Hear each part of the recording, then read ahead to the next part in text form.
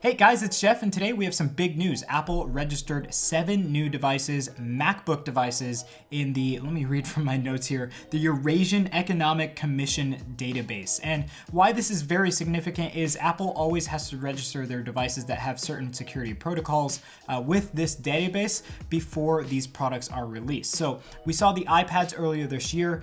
Those were entered in months before their release. And then we saw the iPhones.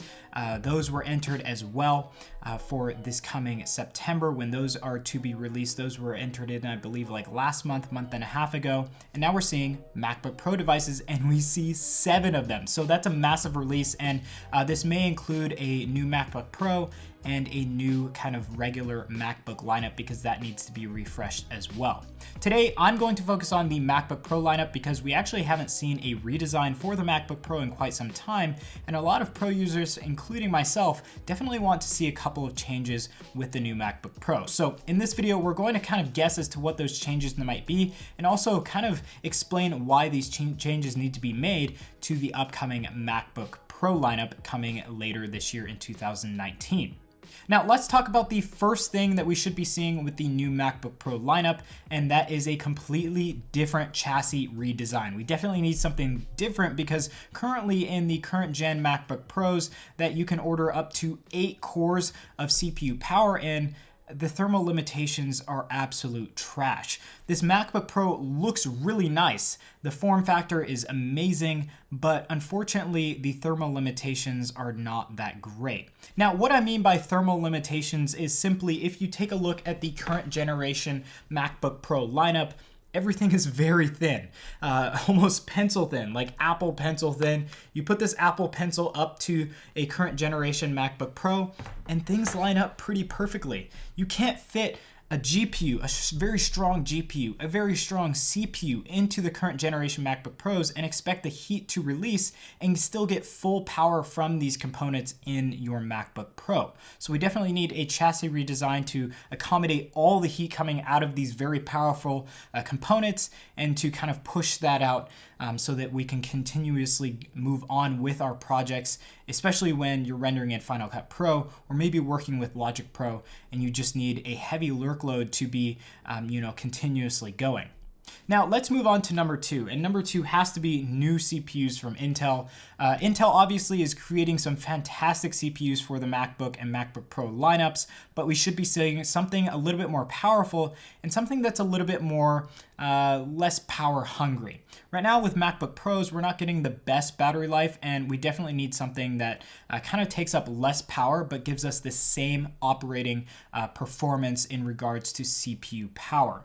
So hopefully we do see something a little bit better in regards to the energy consumption that the CPU will be taking from Intel. Now, energy consumption turns into heat, obviously, so if we have lower energy consumption, we should be seeing a much kind of cooler CPU variant from Intel.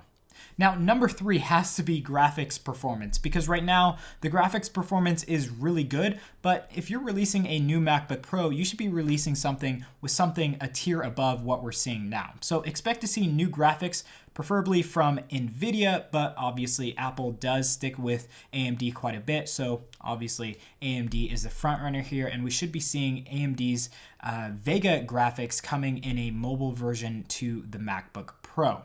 Now, number 4 has to be a brand new redesign of the screen. Now, we are expected to see a 16-inch display, and I'll explain why that is. If you take a current generation 15-inch MacBook Pro, we obviously have very big bezels here for the screen, and that's quite simply put a waste of space. So just like we saw on the iPad Pro lineup, we should be seeing more of a bezel-less display in the MacBook Pro, which will give you essentially the same screen size here with 15 inches, but will have no bezels. So that's how they are probably going to accomplish the 16-inch display, and I'm really excited to see it. Now, in regards to that display, there's a lot of speculation. Will it be LED? Will it be OLED? And I think that we should be seeing an LED panel, just a little bit higher of a display quality. I'm predicting 5K displays coming to the MacBook Pro. I'm not sure yet, but I really do want to see something happen with the current generation MacBook Pro in regards to the screen resolution and also the screen design. So guys, that is our take on the upcoming 2019 MacBook Pro. What are your thoughts? Please leave them in the comment section down below. Do you think we'll be seeing a chassis redesign to kind of accommodate higher output of heat in current generation Intel processors? Do you think we'll be seeing major redesign changes with the screen? What are your thoughts? I want to know in the comment section down below. Anyways, guys, thank you for watching this video. And if you want to stay up to date with all Apple news, make sure to get subscribed and also hit the bell button to get updates as soon as any of that content is released. So again, thank you guys for watching, and hopefully I'll be seeing you in some upcoming videos. Peace.